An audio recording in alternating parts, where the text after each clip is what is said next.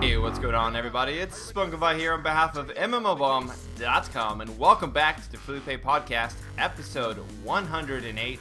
Today is July 7th, 2014, and besides just the normal, rigmarole of what's been going on with MMOBomb, we've got a special guest with us today, someone who's been on the podcast before. No, it is not Jason. Jason is no longer a special guest. Jason's just, what are you, Jason? You're just like, there, Jason. You're just always there. Boring and ordinary and routine, and just everyone's sick of me already. Everybody wants something new, so we brought something new. We brought Xanex. How you doing, Xanex? You doing all right? Hey, beautiful people. I'm doing very well. Very well. Great. Tired, but well. How you been, man? What have you been up to? You've been playing a lot of games? Yeah, it's been sinking a lot of time into Elsword. Oh, enjoying it? Have you played the new character yet? Yes, he is the reason why I'm sinking so many hours into it. Nice. Did you sink some hours over the July 4th weekend into Elsword? Yes, I sunk every single event so far I have completed. I have a 9-to-5 job, and I've devoted somehow like at least 4 hours a day to playing the game. So Well, you got at least, if you have a 9-to-5 job, then you got, you have a little dinner, you get home, and 6 to 10 you play. That's no problem. I said at least 4 hours. Well, okay. I was being modest. You don't need like a full 8 hours of sleep every night. No, Exactly. I think guys only need like 6 or something like that. So for us, we're even better at MMOs because we can stay up longer. Yeah, that's pretty much the amount of sleep I've been getting since this character came out. So. Ever since I started playing MMOs, I just like go with a strict 6-hour diet of sleep. That's all I go for. I don't know why sleep is on a diet, but I diet in my sleep. I don't sleep as much. I don't want to overindulge. Jason, how was your July 4th weekend? Did you shoot off some fireworks, roast some weenies? I did neither of those, but I did sleep a lot. Ah, I break your mold by sleeping a lot. No, you still took the July 4th sort of vibe of just gorging on something, and you did that with sleep. So you just engorged yourself on sleep.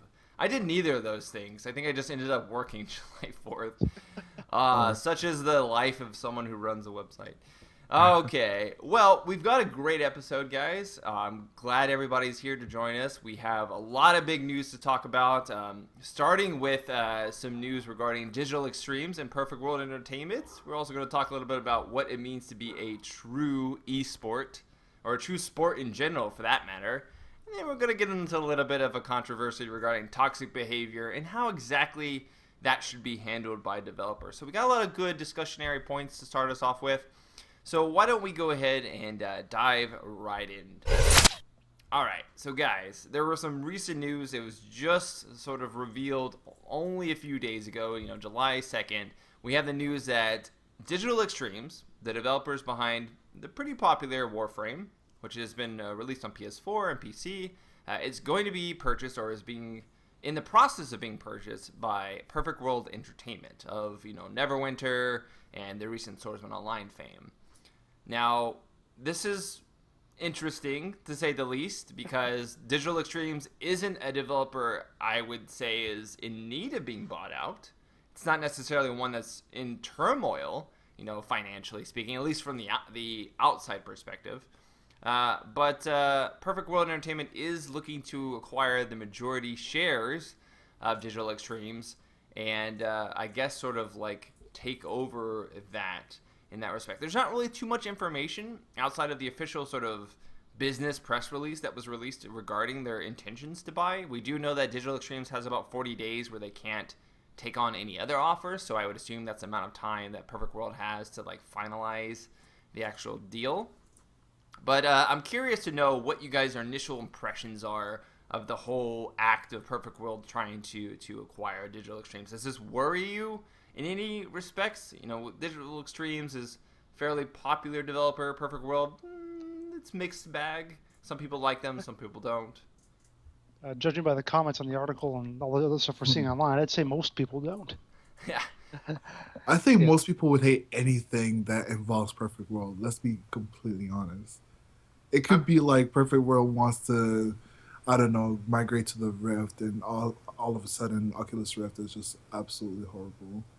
That brings up the point, though, is that almost anybody would be against a nice, happy indie company that we all love and produces a great game being bought by the big conglomerate of some other big thing, whether this was Perfect World or EA or SOE or NC Soft or whoever was buying it. People would freak out, you bring up the Oculus Rift, Facebook. Well, there you go. So, well, then again, you have like SOE, who's kind of like stepping up their game a little bit. Yeah, but some people still haven't forgiven them for Star Wars Galaxies. Still haven't. It's been like a decade. I know, but they will not let go. I think what a lot of people are worried about is that when you get bought by a larger developer, people are sort of worried that the practices that developer takes from other games will be applied, of course, to this developer, the developer they're so intimate about, and it loses the bit of intimacy when it comes to the interactions with devs and how those devs go about approaching philosophically the design and development and sort of production of their game. You mentioned SOE. If we look at, say, PlanetSide 2, EverQuest Next, all these games that they're sort of in development, I get this feeling that, they're doing a good job, even that, but even as a large developer and publisher itself, it kind of seems like they're just slightly, not out of touch, but just kind of like removed from the community versus, say, Digital Extremes, which seems like they're a lot more intimate because they are smaller and because they aren't sort of, like you said, involved with any larger developers or larger publishers. Well, I mean, I actually have to, when you're speaking specifically about SOE, and if you're talking about like the last, I would say even like year, I would have to disagree with you. Because I play PlanetSide 2 from time to time, and they've been really trying their best to communicate with the community, and even with EverQuest 2 and EverQuest Next Landmark, and they've been doing a lot of community involved, like live streaming, and even more so than that, developer diaries, and really trying to find out what players want. Even on PlanetSide's 2 recent STEM system, or like what did they call it? It was like a artificial implant system. Yes. Yeah, the implant system. That was actually based off the community's desire for something new, and most of the actual implants were community sort of like suggested. So I can't. I'm just backing up SOE on this case, but I am not a fan of Perfect Worlds. Sure, but I think the larger point he's trying to make is that that is rare, though, that a company will get their CEO, Smedley, getting on Reddit and talking with people. Mm-hmm. Yeah. Anytime you have a big company like an SOE or a SquareSoft or an NCSoft or whatever, whereas you'll get that a little more if it's the smaller company that's got 50 employees or whatever Digital Extreme has. You'll see that kind of high-level interaction a lot more. I don't really this purchase of Digital Extremes doesn't bode well for me, also because of the fact that they're involving Sumpo Food Holdings, which I did a little bit of investigative journalism and trying to find out. Looked at a few websites. Yeah, I looked at a few websites. Use Google to find out what Sumpo Food Holdings actually was, because I'd never heard of this company. And it sounds like it's involved with food, and surprise, surprise, it is. It's a Chinese chicken product supplier. They make a bunch of chicken products for China, but they also are a holding company which does like investments and what have you. So they're working with Perfect World to buy Warframe. Now there has been some effort on the DE side to sort of calm players down a little bit in regards to the controversy and what have you. There was an actual statement by Steve. I don't know who Steve is per se from Digital Extremes. But it's safe to say he's someone of higher importance in the company, and he makes sure to tell everybody in an official post that they still have the intent on having Warframe's design remain in the hands of Digital Extremes, even though they can't really disclose any more specifics outside of that. He did say opportunities will arise for us, but the game itself is and will remain a labor of love. And I don't think I disagree with that. I don't think any developer is going to come out and say, "Oh no, we're selling out, guys. It's not a labor of love anymore. Definitely not going to, continue to support." No, nobody's going to say that. We're changing everything, and everything's going to suck. Yeah. Then again, as much as I hate, hate's a strong word. I strongly dislike Perfect World, how they handle the community. I have to look at how they handled another buyout, which other people might not remember, with Mythic.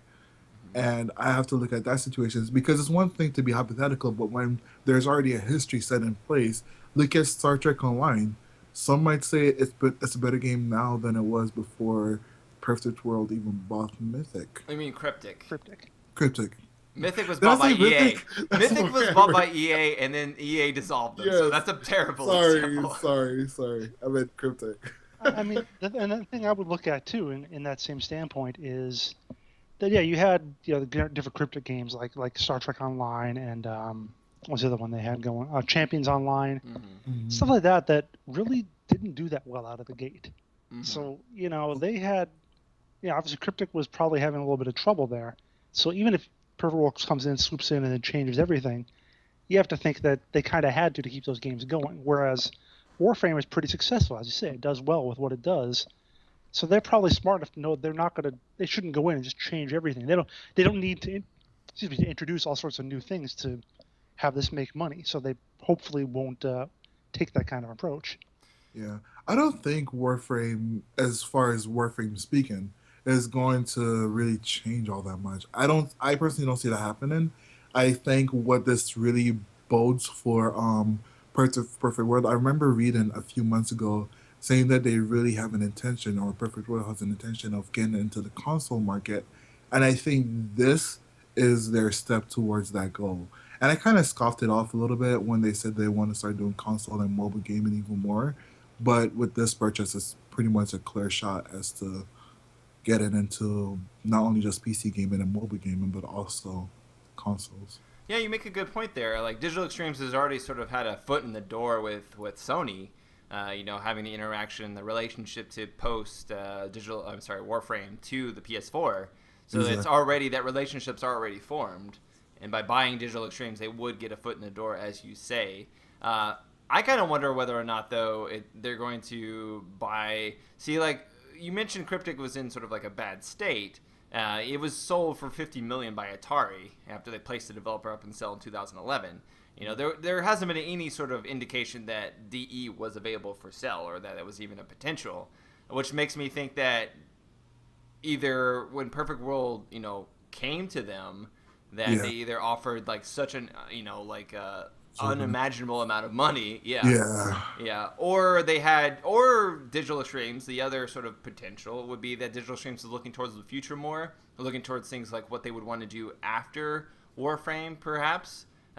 Because unlike a lot of free-to-play developers who just make a free-to-play game and then continue to support just that one game, there are those who make a free-to-play game or make a game and then off of those funds, of course, use that to build their next game.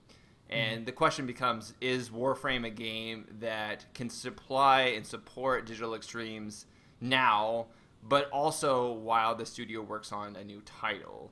Is it going to be a game that ends up like League of Legends status? Or that's a pretty big example to sort of try to work towards.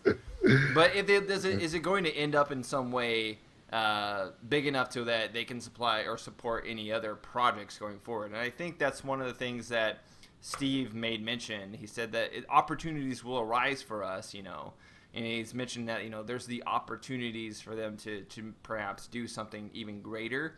And I think that's maybe something that, DE is trying to keep in mind is like, they're not just looking at how things are now, they're trying to look at how things will be in the future. It's just unfortunate to me that they would choose Perfect World, as the sort of vessel or avenue for them to pursue that. Not even next song. No, I mean, yeah, I think you make a very, very good point. I think it's probably a combination of the both because I play so many games, so Warframe is just another one that I dabble in. And I can say that the game is a popular name as far as free-to-play gaming goes, but if you look at its population and really jumping into a lot of games, you can see the game isn't that super populated, but the people that play really sink money into the game. When it's not even necessary, you can really play this game free to play and sink a little bit of time in and get where you really want to get.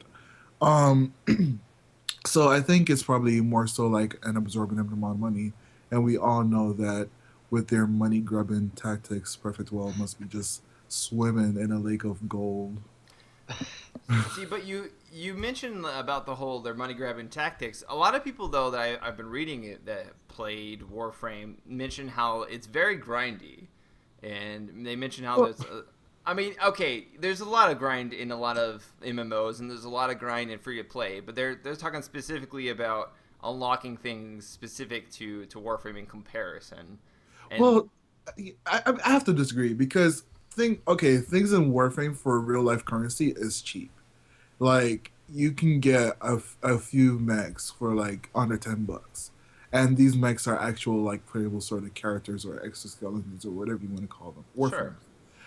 So that's one thing. As far as the grindy, I think you have to look at the game overall. Mm-hmm. The game is a hack and slash run and gun sort of game, and that really is all there is to it. Besides that, you collect loot and try to create your own items or create your own weapons and craft, but it's straightforward, so you can't really complain that it's a grindy game when all there literally is to it is hack and slash and a few abilities. And I totally understand that. I think of more for me personally, I would be afraid that while the game to me right now is tolerable, like for me, it's just that amount of grind where I'm like, okay, if I was really into it, it wouldn't matter that much to me. I could get over it.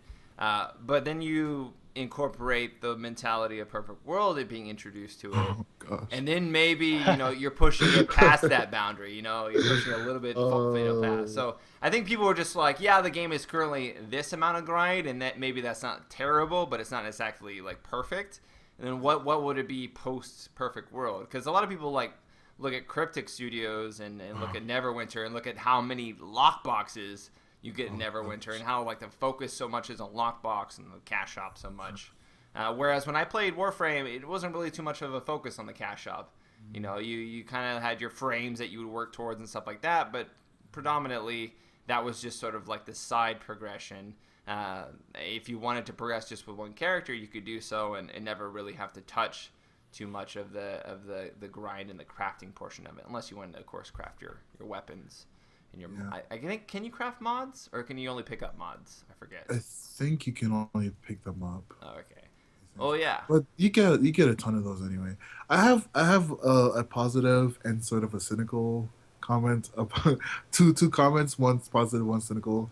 And the positive one is I have to say that Warframe is a cool game because even there's like a login sort of thing, and if you log in, I think it's like a week straight or 5 days straight.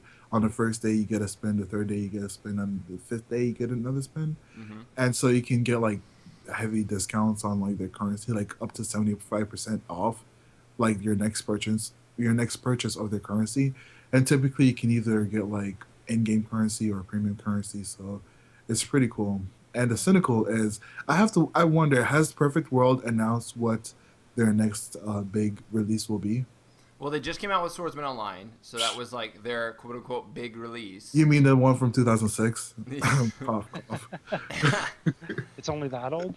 It's only that old, yeah. So there's no new announcement? Right, I haven't heard anything new. I haven't not heard anything quite new, I think. Here's one funny thing about it. Go ahead. No, my cynical comment is simply this. Expect their next game to be a reskin of Warframe. That's it. Look at Neverwinter and Star Trek Online, and you got it right there. I was going to say, I looked back at the interview I did with Perfect World back in December when they first announced some of their console plans. And they said that they'll have an official announcement about particular projects in January or February. I don't remember anything in particular coming up at that point. No. But it makes you wonder if maybe this was part of it. Well, man, that's like 7 months in the making, man. Yeah, I know. Quite a long time. Because of course Warframe is on consoles. Maybe this is part of their grand console plan. It could be. Now, Xanex, you mentioned the fact that the community was pretty active but fairly small. When you really looked into it, I can't really, I don't have any numbers to back that claim, but it is one thing that is sort of very, very visible is the fact that the community is so outspoken and passionate about the game. It won our contest. Yeah. It won the contest, and it was there were 3,000 people watching that contest, all live on Twitch when it was happening. So it certainly has a huge sort of passionate following. Oh yeah. In that respect, there's actually a couple of things going on right now that there's players that 3 days ago they did a sort of a boycott where they didn't play on Sunday, and then they were supposed to come back massively on Tuesday. So I don't know how successful that was, but they had the boycott, and then they had a petition that they were trying to do with it currently has like 4,900 signatures, which is pretty good. I'd say that's one game. For one game, for that. So for one community, rather. Exactly. So my question then becomes like, should Digital Extremes consider not doing even if Perfect World buys them and Digital Extremes is like fine, they act the same, there's no difference. Is it going to be like a matter of distrust from that point on from the community? Do you think the community will negatively react to that regardless if they just go through with it? Do you think it could have some implications even if it doesn't on the surface impact any sort of actual ongoings of the company essentially? Here's what it all depends on. Depends on how much money the guys in charge of Digital Extreme are getting from this. Exactly. If they get their millions and then the game goes to crap, they're happy. Mm-hmm. Yeah. And maybe another question would be like, what if Perfect World, what does Perfect World do with Digital Extremes after Warframe is no longer the peak? Do they make them make a new game? And because they make a new game, is it going to be something that Digital Extremes comes up with, or something that sort of Perfect World, coerces them to create? Because we look at, say, Neverwinter versus Champions Online with Cryptic. Neverwinter definitely seems like something that Perfect World sort of had a hand in. Backs, Definitely had a hand in the development of Neverwinter versus when Cryptic was alone and they they made Star Trek Online and what have you. So I'm kind of curious to know just like what the community's reaction would be, even if it didn't have a negative effect, and if it would just be more advantageous to them in the long run to be viewed as a respected developer if they could even if they could decide not to go with Perfect World Entertainment. Because I've never seen a community react so strongly and so cohesively against something like this with the petitions and the actual boycotts and I think it was like the largest thread ever on their forums, like 380 or 90 pages, 390 pages of I mean, that's something. Over a few days, yeah. You can't just ignore that. You can't just ignore that. Even if you're going, even if you have this plan, if your community largely is opposed to that, how do you react to that? And that's what I'm kind of curious. Jason, how would you, if you were Digital Extremes, how would you sort of react to that? Would you kind of just be like, well, it's business, it's this. What's sort of your take on that? Pretty much. I mean, because it's going to happen. Whether people want it or not, and what you would hope that they feel like is that they're going to prove to you guys, we the Digital Streams, we're going to prove to you guys that this isn't going to be a pile of crap. And that's what that's ultimately what it is. If 2 years from now Warframe is chugging along just fine, doing what it's always done, this will be forgotten. Nobody's going to care who it's owned by. And of course, if it doesn't, then that's another story altogether. But this could be a non-story, basically, like I said, in like 2 years. I almost think that it might be a liability for them because let's say in the future Digital Extremes makes a bad decision or has a problem. Yeah. And it maybe not necessarily has anything to do with Perfect World, but they may be like, well, it's because they're owned by Perfect World. It suddenly creates a vulnerability for them. I had the same issue when I was playing Lord of the Rings Online, and then Turbine was bought by Warner Brothers, and then suddenly everything that went wrong in Lotro was because Warner Brothers made it happen. Yeah. So it creates that mentality, It creates that mentality of distrust of why things are happening the way they're happening. So I'm curious, guys. Those of you who are listening, what your take is on it. If you guys are players of Warframe or not, whether or not that's actually the case, I'm interested to know how you guys feel about the purchase and how you guys feel about larger studios purchasing or larger publishers purchasing smaller studios in general. Do you think it's a necessity for some of these studios to continue on and make greater and greater games, or do you kind of think it's a matter of greed? Curious. All right, guys. Well, moving on to a slightly different topic. We're going to talk a little bit about sports, esports to be specific. Actually, it's a little mix of sports and esports. There was somewhat of a controversy that went on there was a lot of controversy last week. But we had a IeSF Hearthstone tournament that was in Finland, which at the beginning, only allowed male players to participate. Now, you guys correct me if I'm wrong, but last time I checked, Hearthstone is not a physically intensive game. It's not something that you need to go to the gym and work out in, and certainly not something that I would expect male and female players to be separated in. So, of course, this sort of generated a little bit of an issue. And come to find out, it wasn't actually just the Finland competition that was the issue. It was the entirety of IeSF in general, the sort of mentality. Now, for those of you who don't know, the IeSF was basically an organization. It's set up in South Korea.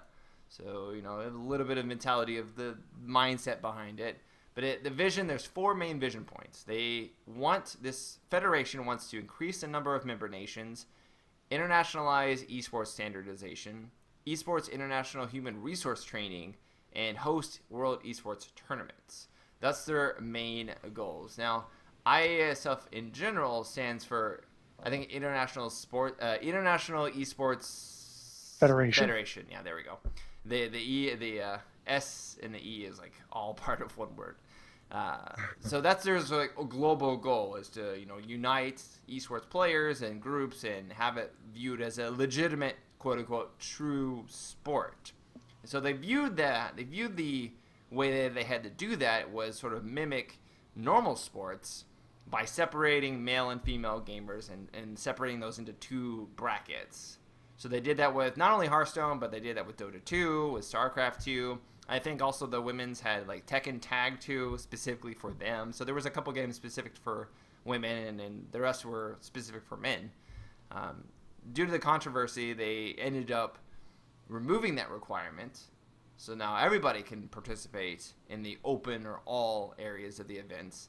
But the sort of question and that taste, that sentiment still stands, which is why do we feel the need to... It's great that we're promoting esports, but why do we feel the need to mimic so much traditional sports in every manner when a lot of them a lot of the sort of rules and regulations that guide normal sports, traditional sports, don't really apply for esports. And we don't really see that also in things like chess or checkers, other games that are more mental based. We don't see that separation. And so I'm wondering, Xanex? Well, I have to say, I'm going to say something pretty shocking, and I actually agree that the men and women should be separated because we all know women are vastly superior mentally. I'm joking. No, I think this is quite silly. I think it was very, very silly that they thought this was sort of acceptable. I mean, I think on that's one hand, but then again, it is the South Korean culture, and I'm pretty ignorant to the South Korean female culture, but I'm pretty sure not a lot of them even play online games to begin with. Well, to that degree. Well, I actually have a little bit of knowledge in this area. I'm married to someone who's South Korean, so I have a little bit of idea of the culture. When it comes to South Korea, male gaming is definitely most prominent. The males are treated with a lot more of like, oh, the males can do anything. They're the breadwinners. The esports are kind of viewed as like regular actual sports there. So the male figure is sort of, like the male esports figures, they go on to marry, supermodels and what have you from the community. And that's their vision or their, role in that group. So when it comes to esports federation, the esports federation, I can definitely see where, from the South Korean perspective, they may not even have thought about it, honestly. They may have just been like, oh yeah, of course, male. Because you look at it from the perspective of South Koreans, the male people, they're definitely behind in gender equality. There in South Korea. So that probably to them, they probably didn't even think about it when they were like initially setting it up because it's that separate from them. But I do have to give them props to the IeSF. They responded very quickly to the allegations and made sure that they came across as like, no, we want this to be equal. And they eventually came and, got rid of the requirement for males and females to be separate. But some people were saying that it was important because you needed that separation to sort of spotlight female gaming more, because female gamers maybe don't know the fact that there is, female gamers out there competing, and that may, increase that. I disagree. Sorry, go ahead, Jason. No, I was just gonna say. I mean, that's not a terrible thought process. The problem is it wasn't what they came up with. That's what's at least some of the comments and so on we saw were, that's what they were saying. Whereas the actual statement that they initially gave was, well, what happens if a woman beats a man in the round of 8? It's like, really, that's a problem? Really? It's like there is some idea for what you talk about. I mean, we could look at other things. Look at like Sony's contest, GIRL, Gamers in Real Life, which is meant to spotlight up and coming female game designers. Okay, I get that, to make them stand out and make it seem like that's a special thing and something that they might get into. So I understand that, and they actually do still have. I'm looking at the IeSF page right now, and they do still have a couple female-only tournaments alongside a bunch of tournaments that are for anybody. So I get that, and I get that even that maybe they feel some women would be too intimidated to play against men, because guys can be dicks. So, but you shouldn't restrict them because of that. Because you don't punish the women because the guys are dicks. You punish the guys for being dicks. So there's some logic to it, but their reasoning about it was just messed up. And some people were arguing, well, there wasn't, Dota 2 makes sense for it just to be male only because there's not like a lot of Dota 2 female teams or stuff like that. And to me, that's just like an excuse, because I'm like, well, okay, there's no female teams right now, but there's not to say that there won't be female teams in the future or female players in the future. Why restrict yourself now when you just should leave it more open-ended? Well, and what if my team is 4 guys and 1 girl? Can we participate? Yeah, exactly. That's what I'm saying. Yeah, like, that's my thought process. I'm like, why aren't the teams mixed to begin with? I mean, let's just admit it. Like, there are not as many gamer girls as there are gamer guys. If there were, this world would be so much more amazing. That's actually incorrect. There's 49% of all gamers in 2013 were shown. Really? 49%. Yeah, that's the whole. Really? That's the whole entirety. Of yeah, gaming. that's including like people playing Facebook games and whatever. Oh, casual. Okay. Yeah. Because I'm thinking more of like the secluded freedom. I'm not even saying this out of ignorance. I'm just saying out of like over the years that I've seen and experienced and everything. So it's really just my perspective, but. From my perspective, there really are not as many gamer girls in free-to-play, in MMOs, as there are gamer guys. And especially the high-level tournament kind of stuff. I mean, you just... Exactly, and that, to that degree. So, I don't think there was anything malicious behind this. I don't think it was sort of like, women definitely cannot ever stand up to guys when they made this rule. I think it probably provided a lot of positives, such as highlighting female gamers. Maybe the female women themselves don't want to be facing off against, hordes and hordes of other male teams or teams that are male dominant or whatever. Like, maybe it's just better to have a division where like they really can shine and, I don't know. But don't you think? I was just gonna say, don't you think that like it's more rewarding to if the idea to spotlight female gamers more to have them segregate and have their own tournaments so they don't have to compete against males. It just seems like maybe that makes sense in real sports, but even in real sports, when you look at the WNBA versus the NBA, which one gets more coverage? The NBA gets more coverage. Exactly. So when you look at this, I would feel as though like you would want it to be diverse because it's a sport where females can beat males, and I think that would be way more empowering for a female to beat a male in a tournament than just another female to beat another female. Yeah. Because then you have both sexes competing, and then you have the best of the best. Because currently in Hearthstone, when I looked up like the top players in Hearthstone right now, and predominantly, except for a couple of them, like Haifu, I think is one of them that's like a legendary female Hearthstone player. But except for her, there aren't really that many professional, like, really, really top-notch female Hearthstone players. There are quite a number of guys, but only a handful at best of females. And I've never seen any of them go to any, like, the big tournaments, although I'm sure some of them have.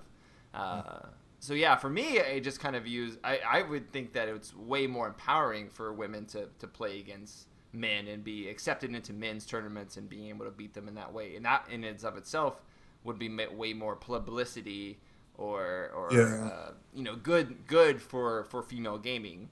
Because even if female gaming is like you said, like social, like a large predominantly part of it social, like Jason said, I kind of feel like that's just the gateway for gamers, just like where there was a lot less female gamers in the past. Okay, now there's more of them, and a pretty good amount of them are also social gamers.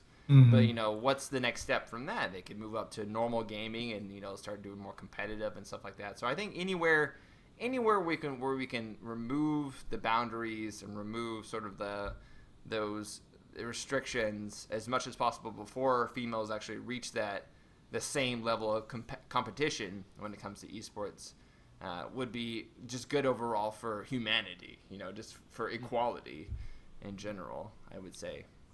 Yeah, I have to say I do agree with you. Your stance is actually my stance as well, but I just was kind of keeping an open-minded thing because like I said, I don't think the way it was meant to be malicious or like, condescending, because that would be kind of silly. Like what is the saying? Never attribute to intentional malice that can't be explained by incompetence. Mm-hmm. Something like that, yeah. They didn't, they didn't know.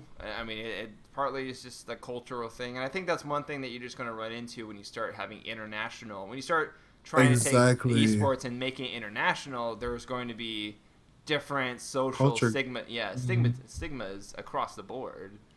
And you're going to have to, keep those in mind. So I think South Korea learned, okay, other areas, not so much.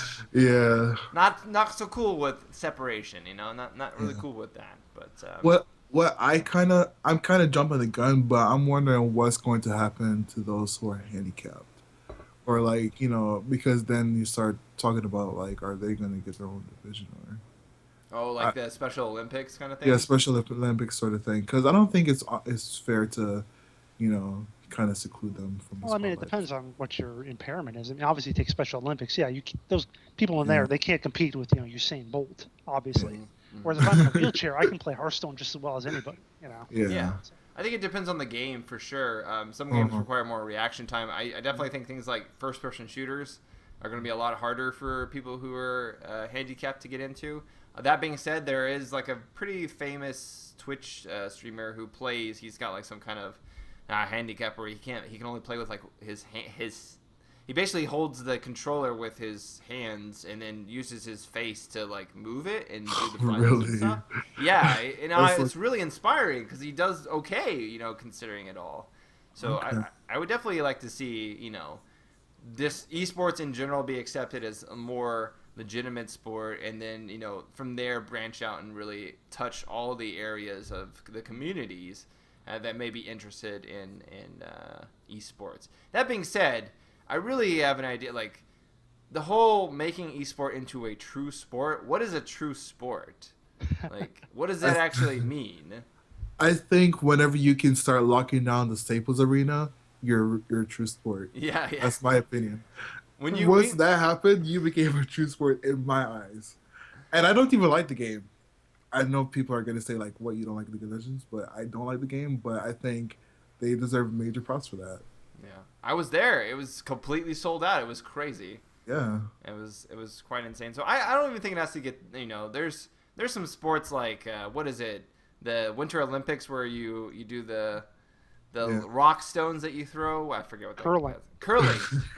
I don't think that would sell out, the Staples thing, but yet that's a real sport. So I definitely think that anything that can be played competitively and requires a high degree of skill and training can definitely be regarded as a sport. And conditioning as well. Yeah, I hope really that as we continue to move forward with the sort of endeavor to make esports considered legitimate in comparison to other sports, I hope people can keep in mind what esports are versus what real sports are, and not try to, combine the two. Or the lines, yeah. Exactly.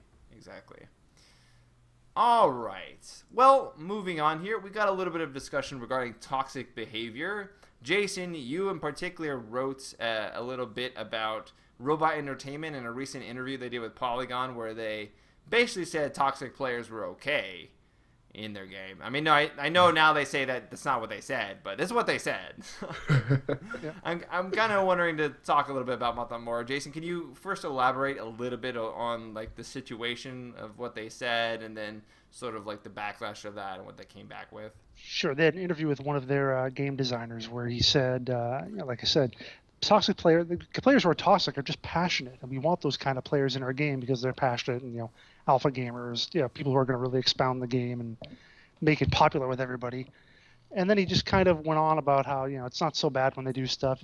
If they're angry at you, just play a support class or something so you're not up on the front lines. Like he thinks that, he just thought that if you're only aggressive players who are out there trying to get kills, those are the people who are going to get yelled at and who are going to have to deal with toxic teammates. And it displayed just a lot of, I guess, ignorance, no other way to put it. And it got, like you said, a pretty serious backlash because toxic players, people who are really just nasty to their teammates and to the opponents, that's a major issue in esports and MOBAs especially.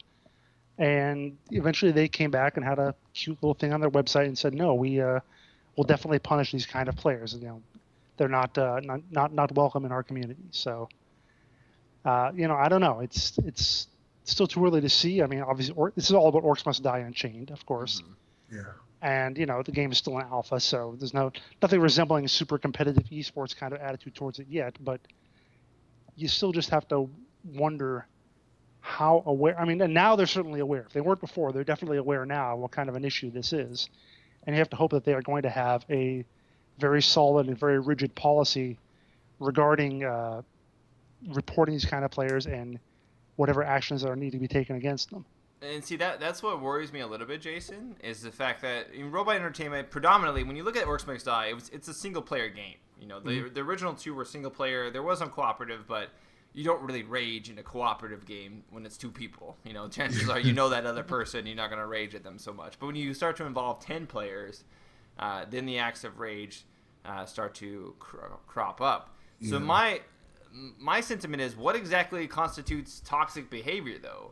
We talk about toxic behavior, as like somehow impeding the enjoyment of the other players around you, but is like someone at the end of a match saying like easy or lol nubs, is that toxic? Like what is the threshold for toxic behavior in games like this? And is there sort of like a baseline? You're like, okay, everything below this is all right. We would prefer not to have it, but it's not necessarily, like community breaking. And then past that point, like, okay, this is too far, essentially. Do you guys have like some sort of expectations when you go into a game of what you're probably going to encounter or expect, and what you're okay with versus what you're not okay with?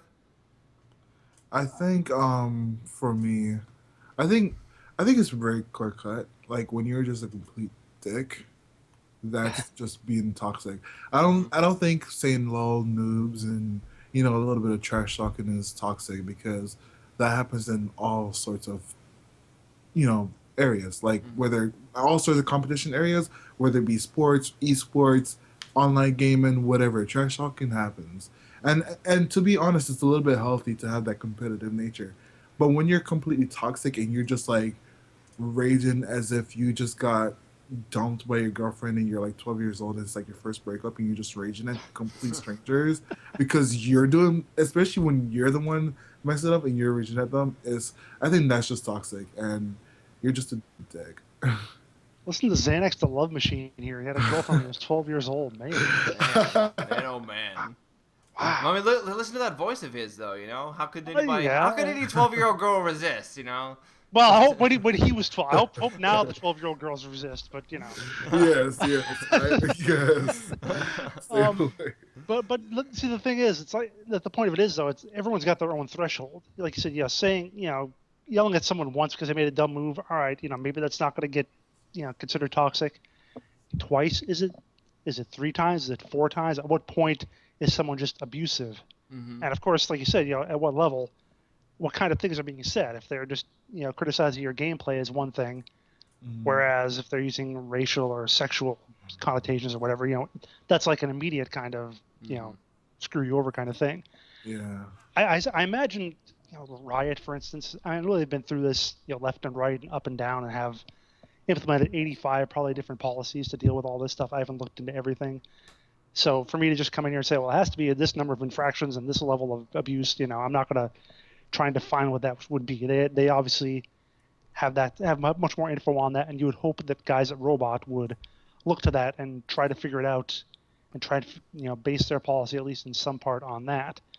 That sort of makes me think about, like, what do you guys, if you were in Robot Entertainment shoes or you're at any developer shoe, what to you would you feel is allowable, and how would you react to toxic behavior? Would you there's like the bottom baseline, which is ban people who are toxic. There's like ban or temp ban people who are toxic, and then you got like the riot version where it's like try to reform the players and do all this sort of like infographics and show them how if they're better then everybody else performs better and blah blah blah. That's a lot of what Riot's done, and it seems to have worked.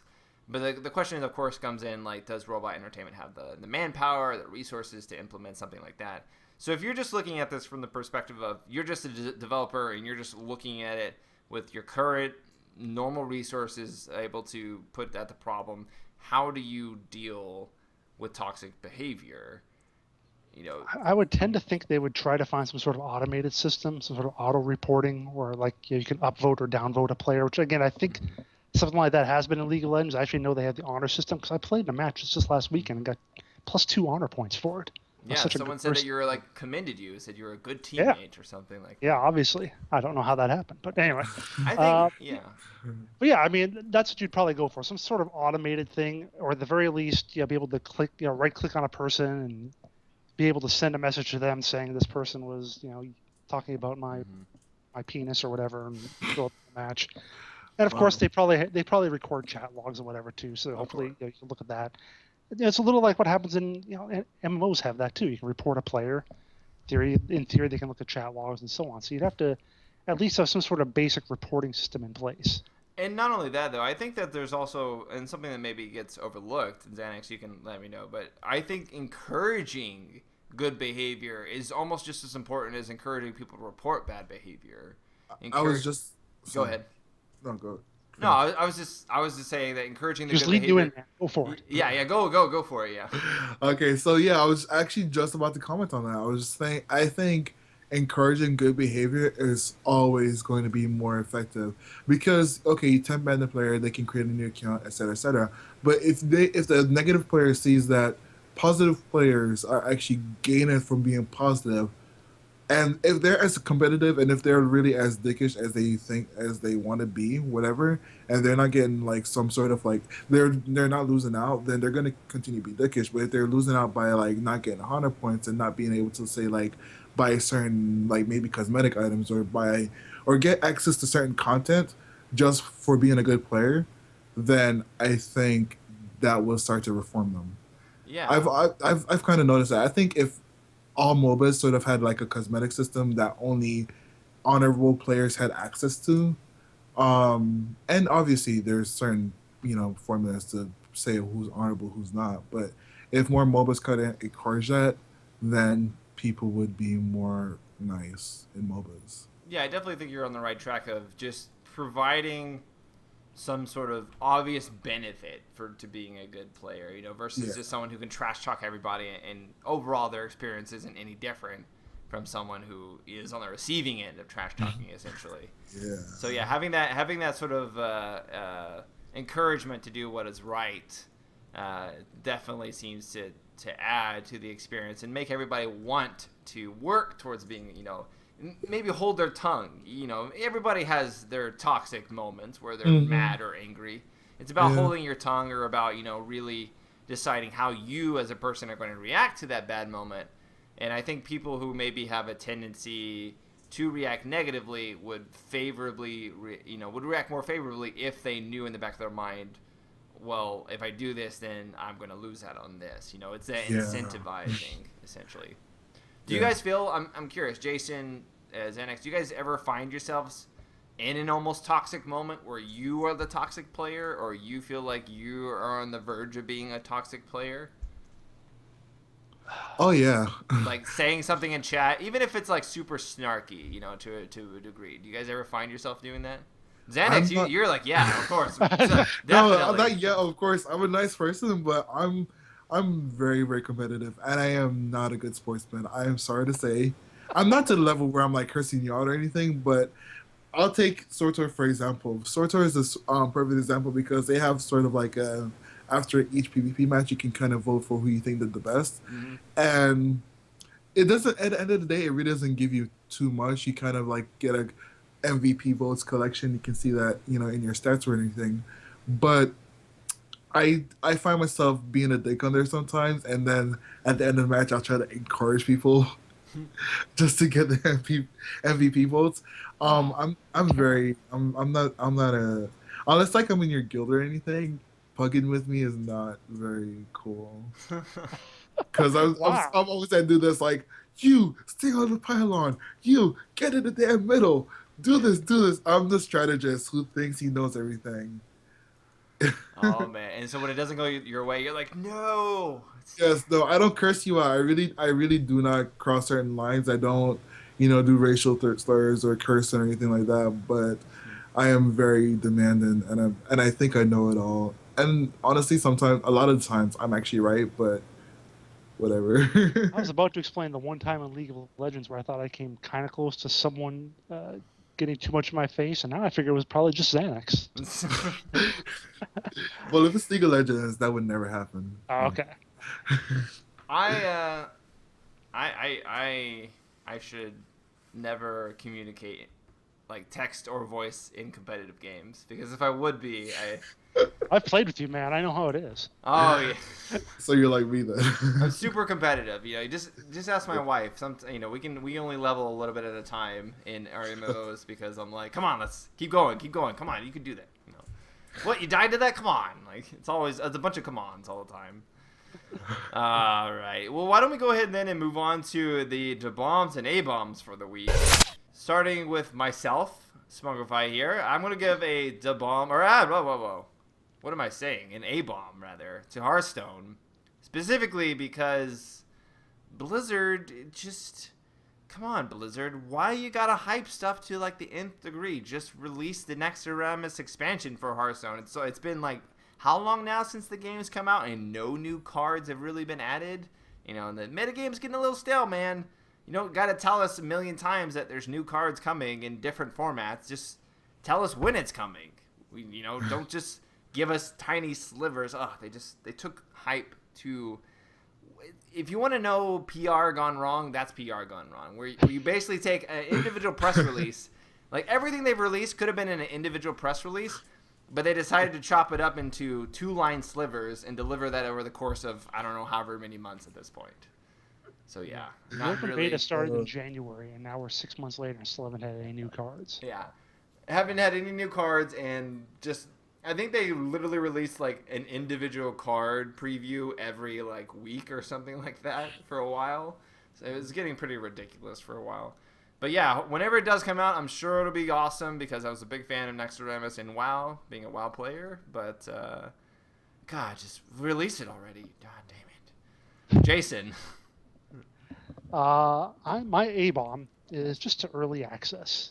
I'm just tired of seeing unfinished games being pushed out the door to fans and to everybody in general way before they're ready, and just I don't know. I don't want to play those anymore. Basically, I don't know what I'm not so excited. There's hardly anything I'm so excited about that I just must get into it immediately, the instant it's available, and suffer through all the whatever that's going to happen. Did you buy any early access? See, that's the point. That's exactly the thing. Is I don't usually because I'll look at like people streaming or I'll look at video. Well, I'm streaming mostly because that's where you're going to see people actually getting honest views as opposed to the devs doing a video and everything works perfectly. And I just look at those and I'm like, why would I want to spend $20 or $30 on that? Just why? And then of course, much as we love it, Steam is just the culprit here because they'll let anything in at this point, just about. And even worse is if you look at what happened recently over the last couple of weeks. They'll do sales on early access games. So here are games that aren't finished, but let's make sure we sell more of them. I'm not really happy with that direction that they took. I kind of miss when Valve actually made games. Oh yeah, that too. That was really nice for a while. I don't know. Yeah, early access. I bought a couple games on early access, and you know what? I don't play any of them anymore. Exactly, and that actually, I mean, that's when I saw a video about that just a few days ago. The extra credits guy did that, and they were like, they see so many devs now get on their forums while they're still in alpha, and people are like, yeah, I played that game and I'm done with it. I moved on. And it's like, you know, they're just frustrated by that, but you know what it is. We can get money now as opposed to getting money later. So, you know, there it is. That's why if I ever actually make a game or become a developer like I wish to become, I'll have a beta. It'll be a real beta. There won't be any early access. There won't be any founders packs. There'll be none of that stuff. Because honestly, I just can't. I'll let you like buy a pack or something like that, but I won't let you purchase your way into the game early. I won't have any kind of early access or early purchase or what have you. Just I cannot get behind that. Yeah. I can't get behind it. I cannot get behind that. I mean, just for my personal experience, Landmark is a perfect game of that for me. Like I played around with it for about 3 weeks, and it was just like, there's nothing here. I just keep following the updates occasionally and seeing what I can do with it. And when there's more of an actual game there, I might look into it again. But definitely. All right, Xanex, what do you got for us? I have a bomb for the Neo Guild Wars 2 Living Story Season 2. Woohoo! I am so excited. I mean, I'm playing a lot of games, but Guild Wars 2 is kind of like my be-on and end-all. If I had to choose one game to play forever, it would be Guild Wars 2. And their new story is awesome. Just wish it finally came out. Man. I just wish the new region was a little bigger. Well, it's the prelude, and comparing this sort of like prelude to Season 1, it's vastly superior. Like, vastly. I played Guild Wars 2 with my wife up to max level, and then, I don't know, I enjoyed the leveling experience, but I didn't really enjoy the end game and the whole... Dungeons were the biggest problem for me in Guild Wars 2. I found the dungeons to be just a little bit too, like, crazy in terms of, like, not, a little bit chaotic with the whole, no Trinity thing, and since then we've moved on. We're playing some WildStar now. That's what we're leveling with. And Guild Wars 2 is by to play. I think you should check it out sometime because honestly, like I'm a fanboy of the game and everything, and I'm not saying it does no wrong because it's done a few things wrong. But honestly, the way it is now it's an amazing game. And the thing about Guild Wars 2 Endgame, I kind of have to say this like almost every month, is that you truly decide what you want to do Endgame. You don't have to dungeon. You don't have to fractal. You don't have to PvP. You don't even. There's even 2 types of PvP experiences. Like which MMO gives you that in Endgame? Like 2 completely different sort of variations of PvP. And then you have legitimate choices. You could create new characters. You could do crafting. You could explore. You could actually get map completion. And you can chase after a legendary, which takes 2-3 months by itself usually. 2-3 months, Jesus. Yeah. Chasing the legendary in Guild Wars 2 is really like chasing the legendary. Like you're gonna work. Yeah, for sure. So and that's just one weapon. Like if you really want to like say you're dual wielding or you want to like get a sword and shield or whatever, like you can take up most of your gameplay time just by chasing down legendaries. So I mean, you really can do a lot in Guild Wars 2. Just to really put it out there, it's like when people say like they don't like dungeons. The dungeons was a huge fault in my opinion in Guild Wars 2 because there were only a few that were really accessible, like easily done or like well designed, tolerable. Yeah, by design. Yeah.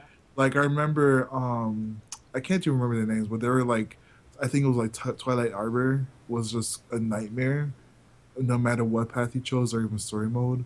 And then everyone kind of just ran COF, Citadel of Flame. But yeah, Guild Wars 2 new season story is starting off amazing. Well, if you own the game, you can definitely check it out. It's free. It's a free update.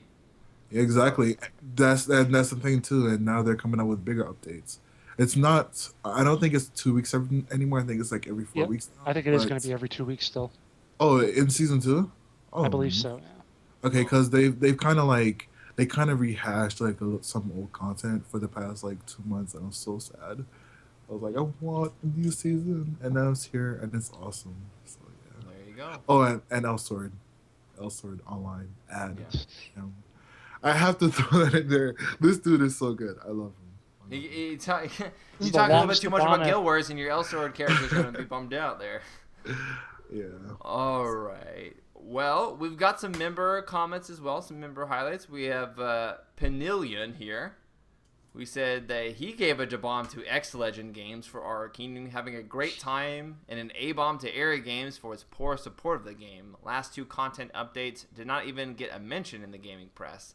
A few weeks ago, the game implemented a daily login bonus. Good idea or cheap gimmick? Personally, I like it, since now I play with a 20% experience boost at all the time. So, yeah, I know for a while, Xanex, you were pretty into Our Kingdom. Doing a lot of coverage of that. Have you returned to that game any? I have not. Specifically because of the poor support the game has received. They did have a huge sort of like support team shift from North America to the new European team with the buyout of like Pro Cebian or whatever happened with them. It wasn't Pro, was it?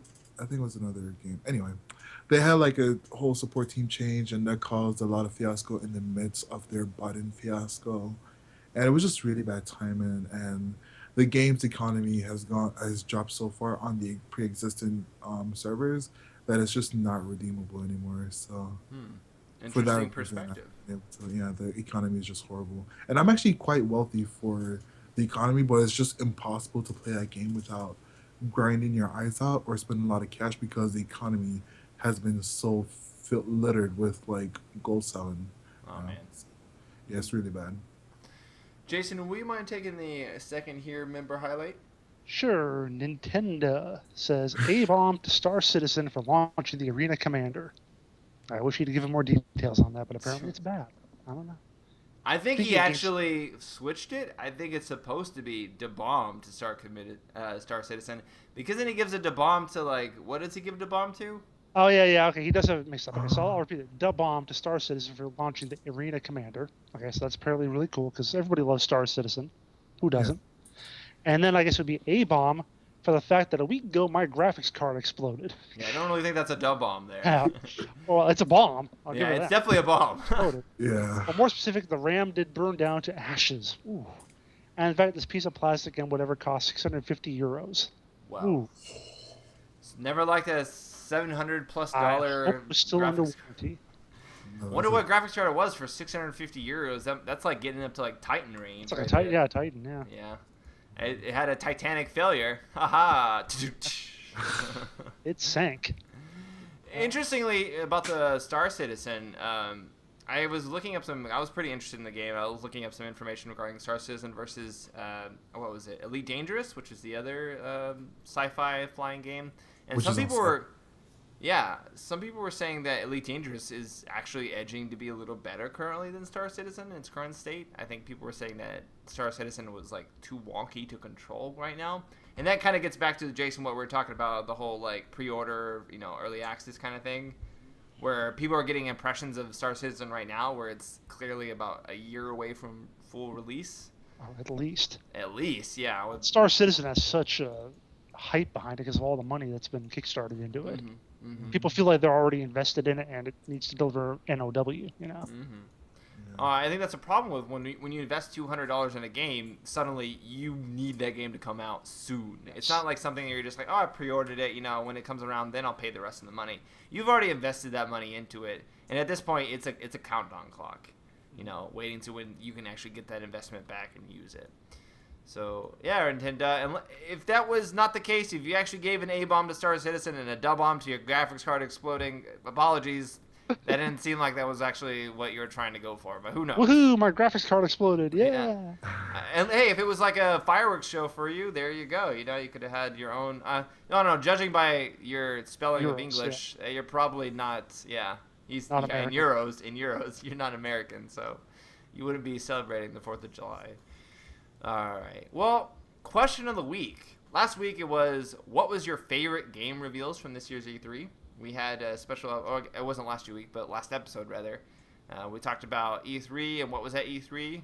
And we got a couple comments here, and I would like Xanex for you to talk about this first comment. Can you go ahead and read it off to us? All right. Mega17 says, favorite game reveal has to be Splatoon. Hooray for the Nintendo's neat IPs. From a glance, it's unfinished Swan the shooter. But mechanically, it's so much more than a shooter with the swimming mechanic and territory marking objective that takes it from being being violent to colorful explosions of competitive fun. Seriously, you can make your opponents explode into paint splatters. Thematically? Yeah, he goes on to say, thematically it looks exciting and stylish while feeling brilliant, innovative, and it's how it's designed. It's taking many iconic ideas like paintball, the gels from Portal 2, and the bloopers from Mario, and repackages them into this unique product. My only problem is that I am not interested in Wii U's other games enough to buy the console. Still debating internally. Excuse me, not interested? Did you not see Open World Zelda? Yeah. Excuse me, like, really? Open World Zelda, the new Mario Kart, which is just as good as Mario Kart 64, I'm hearing. Yeah. Super Smash Brothers coming out as well. Yeah. There's a lot of new IPs that Nintendo's coming out with, which hopefully are all legitimately good. And I'm really curious to see how that turns out. That being said, if you're debating buying a Wii U, they're only $200 now. You can get one from Nintendo refurbished for $200, and it looks almost brand new. So or if you just want, or you can save up till Zelda comes out and get one for like $150 by that time. Yeah, probably. I think I would first buy Super Smash Brothers. I think that would be like one of my first purchases. But Splatoon, when you mentioned Splatoon, I did a little bit of research on it. It's actually kind of cool looking. You don't win the game by killing enemy players. You win the game by painting the most on the ground of your team's colors. And to paint your color, you have a gun that paints, but then you get like kill streaks or whatever, and that will like get out a giant paint roller or a bomb that explodes with paint everywhere. And they talk about like becoming swimming mechanic. That's because you can become a squid and then swim through your paint to wherever the paint is, which means that if you've made a path into the enemy's area, you can swim very quickly to the enemy's area and get there really fast, as opposed to just running across the surface. So there's it's more focused on just painting with a little bit of FPS mechanics intertwined in it instead of just the run and gun usual. That being said, making people explode into paint, which also paints the area, sounds pretty awesome too. Yeah, it does. So if you're into painting, if you liked Mario Sunshine, sounds like you'll probably like Splatoon.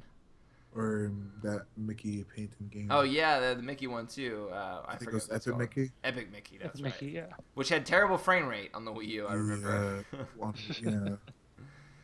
Yeah. Jason, do you mind taking the next one here? Sure, it's from our old pal Kinetic Fetus, who says, I'm not sure if it was previously announced, but I like what I saw of The Evil Within. And it was previously announced. It's Bethesda, ZeniMax, whatever it is. Mm-hmm. I've been following that at least a little bit as it's been out. Isn't it from like the original creator of the Resident Evil series, I heard? Maybe. Or is it Silent Hill?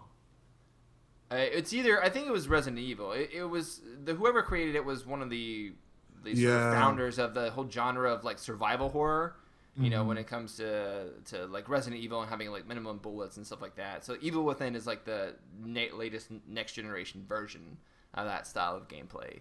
I hear. I can't play horror games. Anyone who's ever watched me play a horror game on my personal channel or any other videos on the internet knows, like, I can't handle it. Like, it's way... Like, I can't imagine getting an Oculus Rift and playing the game, too. Oh my gosh. Oh, that's an option?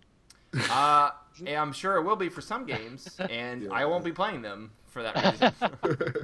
It's due out 10 days before Halloween, so there's a perfect timing for you. Exactly.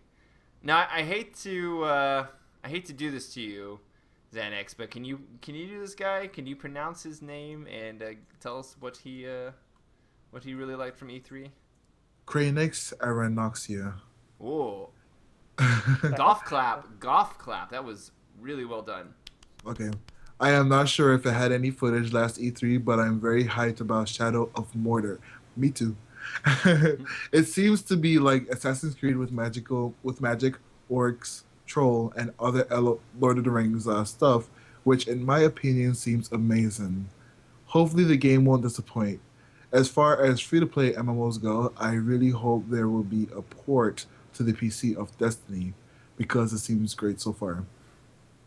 Any of these games interest you? I know, Xanex, you said the Shadow of Mordor interests you. What about you, Jason? Yeah, Shadow of Mordor looks really cool. I agree with that. And being a Lord of the Rings junkie, something I'm gonna have to look into. I heard that there's multiple ways to play through an area where if you kill a certain person, whoever he reports to reacts differently depending on who you killed. So the storyline progresses differently based on what sort of decisions and who you take out and what have you. So I have to admit, as ambitious as it looks, it seems like the kind of game where I'm going to let it come out and then wait 2 or 3 months to make sure they fix all the crap that's going to be wrong with it. I kind of just get too much of a Assassin's Creed vibe from it, and I haven't really been a big fan of Assassin's Creed. It's just not really my gameplay pace, if you will. So I'll be waiting to see how it comes out. That being said, it doesn't look like a bad game. It doesn't look like a game for me. And Destiny's kind of the same way where, I don't know, Destiny just kind of feels like a more ambitious Borderlands. Yeah, Destiny just doesn't look exciting to me. From what I've really, I think you two are the only ones I've heard say that ever. Maybe we're just jaded, Maybe we're just really jaded. But to me, Destiny just seems like, I don't know, it's a single-player game with some open-world elements where you sort of meet up with other people, kind of like Borderlands in some regards. But it's from Bungie, so I definitely think that the gunplay is going to be really great. But it's going to be a game that I wait and see how people react to it. And it's definitely going to have to be something that comes to the PC before I play it, because I'm horrible with shooters on consoles. Yeah, me too. Yeah, same. If we're all just MMO players, we're gonna be terrible with a console controller. Yeah. So the question of the week then for this week is, how do you handle frustrating moments in gaming? And would you consider yourself a toxic player at times? So let us know what you do in gaming when you have a frustrating moment, how you usually react. You can be candid, talk about if you're a flamer, if you're not a flamer, or, that's multiple things. But yeah, if you flame people, not if you're a flamer, if you flame people, yeah. Then let us know. And how do you handle those situations? Do you walk away from the computer? Do you type out a lot of angry stuff? What do you do? And I just rage quit a lot. I do too. It's like the best answer. It's just I just exit out of the game. I'm like I can't take it anymore. Can't do it. But let us know, guys. Let us know in the comments down below. Or of course, you can always hit us up on the various social media outlets we are available on and let us know there. For me, Spunkify, you can reach me at MMOBomb, which is the Twitter handle that I am going by right now, the official at MMOBomb Twitter. You can reach me there, or you can email me at michael@mmobomb.com. Jason, where can people reach you? They can find me on Twitter at WinterInformal, and I also stream at twitch.tv/JasonWinter. Streamed actually twice in the last 2 days, believe it or not. Man. Hearthstone and PlanetSide 2. And I also blog still occasionally, jasonwinter.wordpress.com. And now, of course, Xanex, where can people find you, man?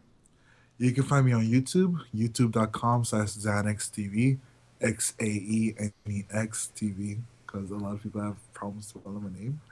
And you can find me on Twitter at Xanex. No awesome. TV. There you go. So we got all these social media outlets for everybody to find us. And otherwise, you can always just hit us up in games if you see us in there, or just, say high five to us in the comments down below. I don't know, say high five. That doesn't make any sense. Say hello in the comments below, in the description box below. Or I think you might have just started and you mounted. I know, say high five. There you go, guys. Let's get away from mounted and say high five. That'll be the new first comment. Let's see how actually this I don't know if this will take over mounted, but hopefully high fives. High fives, guys. Let's promote non-toxic behavior. High five, everyone. That's what we're going to do from now on. Alrighty, guys. Appreciate everybody showing up today. And until next time here on the free-to-play... until next time on the free-to-play... Free-to-play. Free-to-play. On the next time, we'll see you guys later. Yeah. See you guys later, guys. Next time here on the Free-to-Play podcast. See you guys later. Spunkify out. Later, guys. Lots of laters. Later. Bye. Later. Later.